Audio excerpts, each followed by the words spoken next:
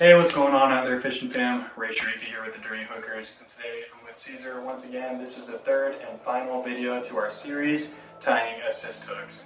Today we're going to be going over a little bit more advanced assist hooks, more for slow fishing or slow jigs. Is that correct? Slow pitch fishing, slow pitch fishing, okay. It's a little bit more advanced. Hook tying requires a vise, bobbins, thread. It's a little more technical. So basically we're tying dual assist hooks, offset, for top and bottom, different lengths. So it's going to be a little bit more in detailed on how to tie. It's going to be a little bit more time consuming. There's not a lot of different style hooks available in slow pitching fishing right now. They're starting to come around, but not that much yet. And people are starting to realize that different size jigs require different hooks, especially for slow, lengthwise and stuff like that. So this is a more advanced video if you're really into the slow pitch fishing, that you can tie your own assist hooks to match whatever jig you're going to fish.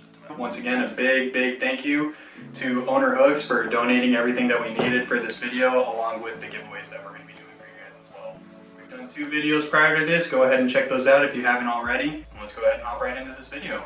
So we are going to be tying the more advanced assist hooks. We're going to be tying with the eyeless assist hooks. These have no eye on them.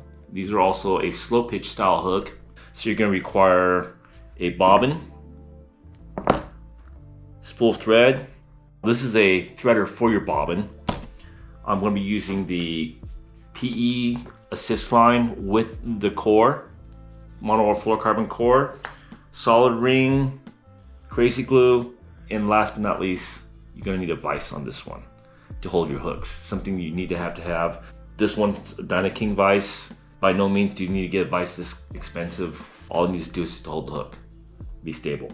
This one happens to be a tabletop version, so it's got a heavy base. If you get a regular clamp-on vise, you can get relatively inexpensive. Just make sure the jaws are big enough to hold a bigger hook. So here we're using a 5.0 Owner jigging light wire hook. It's the same hook on their dancing stingers. So this is the JF25. This is a 5/0. We're gonna be doing 2 sets of doubles, and we're gonna be attaching to a jig on a slow jig. We're gonna have 1 set of double on top, 1 set of doubles on the bottom. All these tools come from Owner. Thank you, Owner, for that. This is a bobbin that has kind of like almost like a Spectre spider wire, flat Spectre, I guess. It's pretty tough. Stuff is pretty thin. So you want to pull this cap off, put it on your bobbin, just like any other fly tying bobbin. And just like a fly tying bobbin, you have a threader. You stick through the hole. You know, I never knew that's what that was used for. I use this. I think pull through. Yep, that's what I do. Yeah, if I didn't, I had it pinched to my fingers, so I just kind of like sucked it through. So here we go. We have the hook up. You want to make sure your hook is tied so that if your line's going on the inside, you want your hook gap facing up and not this way, because the eye is flat and turning backwards is designed to have your line go over the top and not the backside. So first we're going to do our core, our line. We're using the 155 or PEP number 3 on this tie. We're going to do a little bit longer here because we're tying a double assist on a long jig, so we're going to start off a little bit longer, and we'll probably trim it down as we work with it. So first thing I'm going to do, got about 8 inches on here. Attach it to our solid ring. I'm using a 6.5 solid ring. You can probably get away with a lot smaller. Do an overhand knot like a Palomar. Basically, all you're doing is a Palomar knot. Bring your ring through the loop of your knot. Pull it down. And cinch it down like a Palomar. Where'd my tool go? I thought I didn't need a tool for this video, but I still need my Owner split ring pliers because they have that little notch to hold the solid ring. Okay, so we got it on there now. Now I cinch it tight. Give yourself plenty of room to work with this stuff because you don't want to crimp the ends that you're going to tie with a pair of pliers, but you will damage it. You want to clip the ring with a pair of pliers, but not the cord. So give yourself a little extra room to work with. That way you don't damage the cord. You have your 2 pieces, left and right, top and bottom, and you lay it down like this, so your hooks are posing. If you want to tie your hooks facing each other, you just flip it around.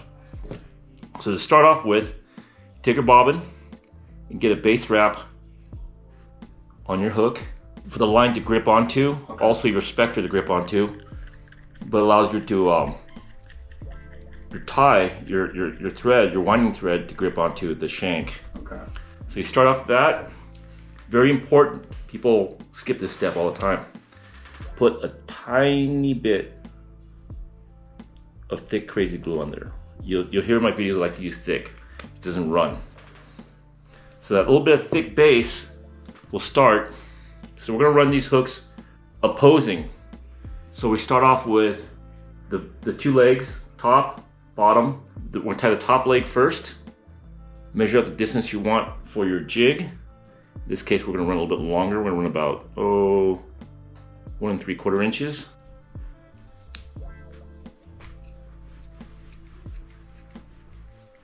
We start off top with a few extra wraps, then wrap my way down.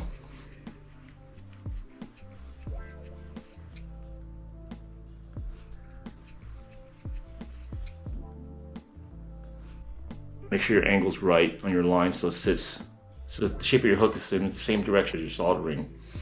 So you see I tied up and down, and I'll tie back down again. First couple times were fairly tight together. I'll have a little bit wider angle on the way down this time. A lot of guys will just trim it right there. I don't. Now I take the tag end of this and I fold it back up on itself, and I'll tie upwards. And that'll better allow it to not to slip. Slippage. Yes, okay. that'll avoid most of your slippage right there. Okay. And then I'll trim off the tag end. So I don't go all the way up. Some guys will tie it all the way back up to the top. I think it's a little too bulky, so I'll tie it down a little bit lower. But I'll tie that tag in so it's wrapped up all the way down. It doesn't have to be on top. I like to wrap it to the side a little bit so it kind of slims the profile down. And believe it or not, it actually acts like a stop. So if you do get a fish, and then slide past that.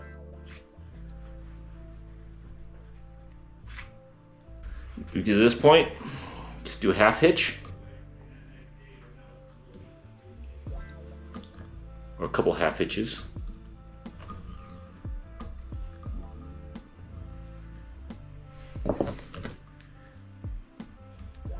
And trim it. So this is spectra fibers, but it has no stretch, so you gotta be careful with it. Don't pull too tight.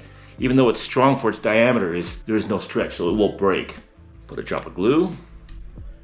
Actually, more than a drop here. You want to kind of like apply a little bit more on this one. Could you use UV resin if you had it? Yes, you can use UV resin if you have it. Then you have to have a UV light and everything else. But UV resin is a good outer coating, but it's not very strong like crazy glue is. Mm-hmm. So if you're going to UV resin, I'd still crazy glue it first. Okay. And then UV resin it afterwards. Over top. That's like a sealant. So we can shrink this afterwards, but I'm going to do this first, let it dry. So we did one. I'm going to put this hang it on the side here, let it dry while I do the other set. Do the same thing. Use a little bit longer piece to work with. So we're tying two sets, one top, one bottom. So we did the one hook on the bottom, and now we're going to do the top one.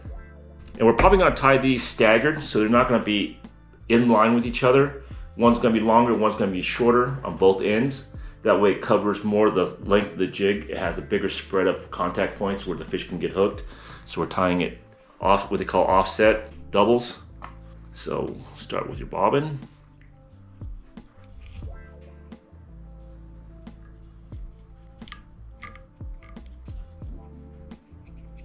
There.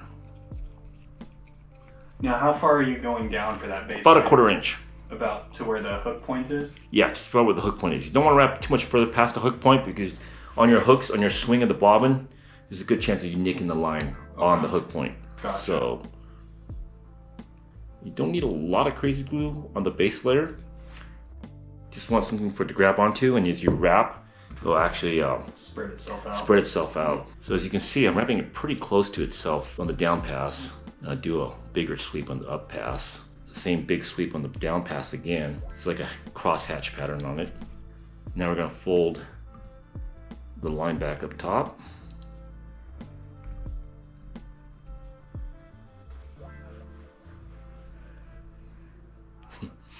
It keeps coming loose on me. It just doesn't want to cooperate.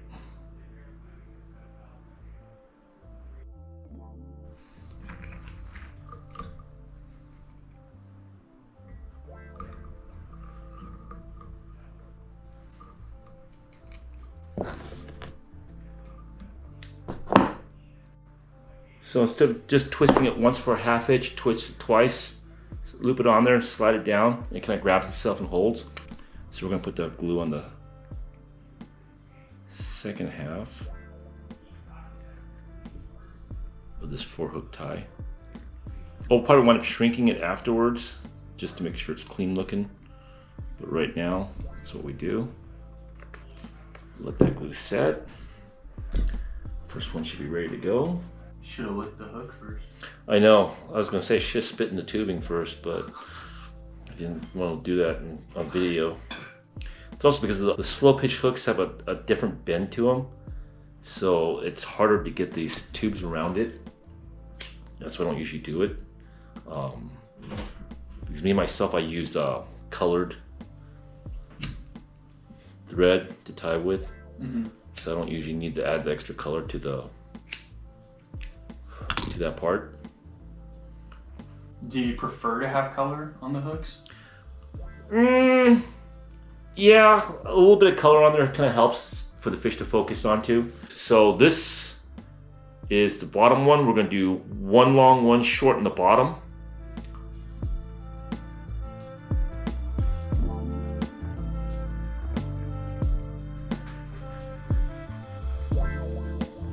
Now we're going to fold this piece back up.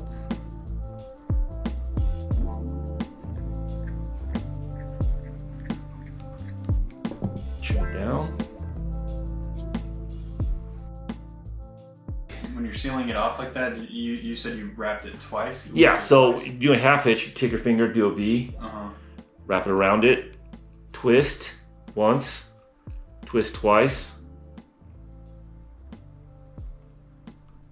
2 full rotations. Yeah. Okay. That's it. That's what you got. So before you guys ask this question in the comments, you are eligible of fishing more than 2 hooks for tuna. The only time you have to, the regulations is 2 hooks maximum is when you're fishing for ground fish. Yes, when in you're the state fishing of California. Bottom fish in the state of California, 2 hooks. So, and some game wardens will consider this as 1 hook, and some game wardens will consider this as 2 hooks. I would have assumed that would have classified as 2 hooks. I classify it as 2 hooks. So Yeah. that's why I never fish more than a set on a vertical jig for rockfish. Okay. To be on the safe side, Just fish one set. Dual assist. If Yeah. you're gonna fish the duals. So just let the glue dry, and then we'll shrink it, and then we'll assemble on the jig. Show you what it looks like when it's done. All right. We had a little technical issue earlier, so the dual assists are done. We got them shrink tubed on there. This is your top, this is your bottom. Notice the difference in length. One's shorter, one's longer. Now we're going to proceed to attach these to the jig that we're going to give away. Now for something like this on the top set of hooks, would you still put a swivel on that split ring too? It's personal preference. You know, normally I would tie the top set of hooks with a swivel. To the swivel itself? Yeah, Okay. instead of a solid ring, but that's just me. And just so you know, they do make these pliers in 2 different sizes. This is the larger one for the heavier stuff. They make a smaller size for the smaller rings. I know it's kind of a pain in the ass, but you probably should invest in 2 split ring pliers. One for the big set and one for the smaller wire. Manipulate the split ring with the smaller jaws is just a lot easier with the smaller plier. So let me move this out of the way and we can take a better look at this. As you can see, it grabs everything. So when they come across, you have a nice gap in between where it doesn't hook each other. Okay. But as you can see, if fish bites in the middle, it's gonna get them on either end. Yeah. It might take you a little longer to land it because it has multiple hooks in it, but you're gonna land the fish. So it's kind of important to see it in that perspective too, that chances of you landing a fish with 4 hooks on there is quite a bit better than if you were to fish only 2 hooks. And there you go, guys. Hope you had enjoyed this video. Hope you enjoyed the whole series. All right, I think that's officially gonna wrap it up for this assist hook series. How to tie assist hooks with owner hooks and Cesar from Phenix rods. I just wanna say thank you to each and every one of you out there that took the time to watch this whole series. Even if you guys didn't stick around for all 3 episodes, it's totally fine. Big thank you to each and every one of you guys that stopped by the booth at Real Happy to say what's up.